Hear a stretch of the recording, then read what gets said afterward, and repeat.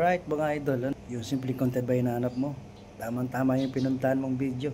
Pag-aralan natin kung paano gumawa ng mga simple content. Tara na, eto na siya.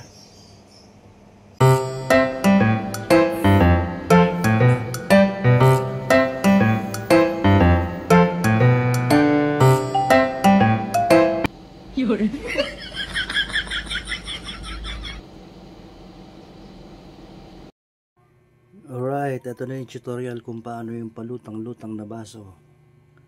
Kailangan meron ka na dito na picture na baso, tapos click mo yung CapCut. Aalisin natin yung background ng baso para maiiwan lang yung baso. Tapos tap mo yung remove background, tapos all. Click natin yung all, lilitaw nyo yung videos, photos. Sa photos tayo, ito yung baso, tapos click mo yan, automatic mawawala na po yung background yan. Tapos magkukulay green siya. Yan na yung gagamitin natin. Export mo yan, mapupunta na yan sa yung gallery, tapos done mo lang yan. Tapos new project, hanapin natin yung video naman, yung acting-actingan natin. Ito 24, tapos tap mo na agad yan. Pagka tap mo yan, acting tayo, inaantok kunyari, tapos biglang may lumutang na baso. Ayan o, hinahanap mo yung lumulutang na baso. Ayan, kinuha niya na. Pero dito ang gagawin natin, di ba yan, abangan natin yung pag-ano ng kamay niyan. Yan, wala pa tayong hawak na baso. Kunyari, nahuli na natin yung baso sa part na yan. Split tayo dyan. Tapos dito, hanapin natin yung baso na nahuli na natin. Pero sa part na yan, dapat yung baso hindi makikita sa camera. Tapos ayan na po. Ayun. Ayan. Ayan, sa part na yan, split tayo dyan. Split. Tapos delete natin yung gitna. O, tignan natin na. Ayan o. Wala tayong hawak na baso, di ba? Tapos biglang may magkakaroon ng baso. Ayun o, nakuha o. Ayan o, nakuha na yung baso. Tapos gawin natin dito, hanapin natin sa baba yung overlay. Tapos add overlay. Tapos hanapin na natin yung photos. Yun na po yung nawalan ng background na baso. Click natin yan, tapos add. Habang naka-highlight siya, paliitin natin kasi laki dapat ng hawak natin baso. Ayan, tapat lang natin para makuha natin tamang sukat. Ayan, laki natin ng konti. Ayan, laki natin ng konti. Pwede na yan. Para hindi halata yung, yung baso na original na baso. Yan. Okay na yan. Yan. Tapos sa part na to, gagawin natin, papahabain natin siya. Ito, habang naka-highlight yung mismong video, yung mismong baso, tap natin uli yan. Tapos hold lang natin, hold. Tapos pahabain natin hanggang dulo. Ayan. Tapos focus muna tayo dito. Ayan yung nakuha na yung baso. Split tayo dito.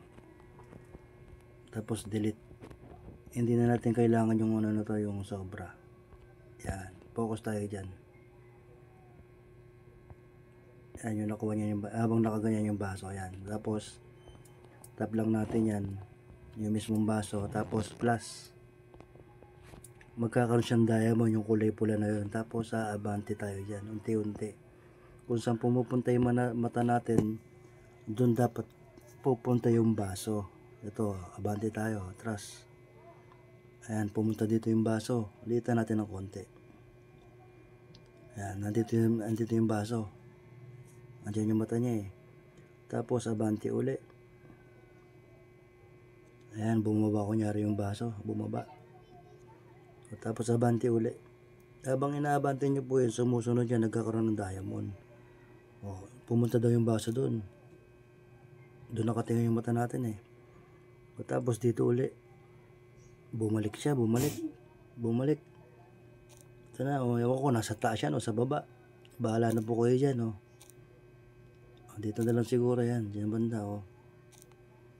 Yan, pwede na siguro yan o. Atras uli. Pumunta sa sulok. O, tapos atras ulit. Ayan na, yung part na lumitaw yung baso dyan. Ayan na, yung part na lumitaw yung baso dyan, palitin natin. Ayan. Nagulat siya, lumit yung baso. Ayan, siguro dyan, dito, split na tayo dito. Dyan mag-uumpisa yun. Split natin yan. Habang naka-highlight, split mo, delete natin yung sobra. O, tingnan natin ha. Ayan na yun, inaantok. Biglang may lumitaw na baso, yun o, palatang lutang. Tapos, nahuli niya.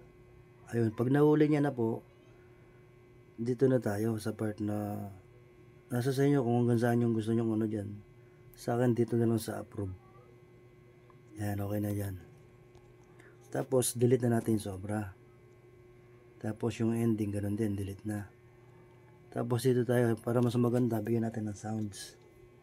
Lagyan natin ng sounds. Tapos, click mo lang yun, ulitin natin ha. Yan. Dalawa yung arrow sa baba, sa pinakakaliwa. Isang pindot lang. Isa pa. Tapos, effects. Audio pala, audio. Tapos, sound effects. Yan, hanap tayo ng background music. Nasa sa inyo kung anong gusto nyo background music dyan. Pero ako, madalas kong ginagamit yung relaxing background yata yung pangalan nun. Hanapin natin ulit. Hanapin natin. Nasa na relaxing background. Yun. Ayan. Tapos, pagdating dito, sa part na to, yung pag makukuha niya na yung baso, alisin natin yan. Split. Split natin. O, tapos, delete yung sobra. Tapos, background music ulit pag nakuha niya na yung baso. Yung nakakatawa, yun naman yung hanapin natin. Lapping sound yata yun eh. Lap sound. Ito yata. Ayan. Lap song pala, lap song. O, tapos play, tingnan natin dito hanggang dito. Kung saan yung tumatawa, abangan natin. Yun, ayos na yun. O, hanggang dito, pwede na yun siguro. Yan, o. O, tapos yan, o. Tapos lagay tayo dito ng add text. Add text tayo. O, text. Tapos add text. O. Follow for more. Follow for more. Yan. Tapos style. Siyempre kulay blue. O. Tapos fonts. Para maganda. Dito tayo sa bangers o bangers. Yan. O. Tapos check mo uli. O. Baba natin ng konti para mas maganda. O. Lagyan ng konti. O yan o. Tapos lagyan natin animation para mas maganda. Style. Animation. Dito tayo sa typewriter. Yan. Tapos check na natin yan o. Tapos yung sobra dito, delete natin. Delete. Ayan o. Yun o. Ulitin natin. Tignan natin yung mismong video. Ito na yung resulta.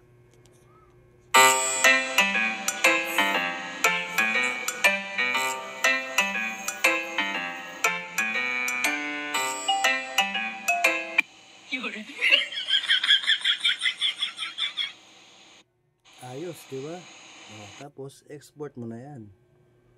Meron ka ng reels. Diba? Meron ng content na simple. Simpleng content lang. Edit lang. Ayos na. Tapos, done mo. O, pwede mo nang i-upload sa Facebook. O, ayos na ayos, idol, diba? May natutunan ka sa video. Pakipollow mo naman ako para laging updated sa mga video ginagawa ko ng simpleng content. Paki-like and share mo na rin. Alright.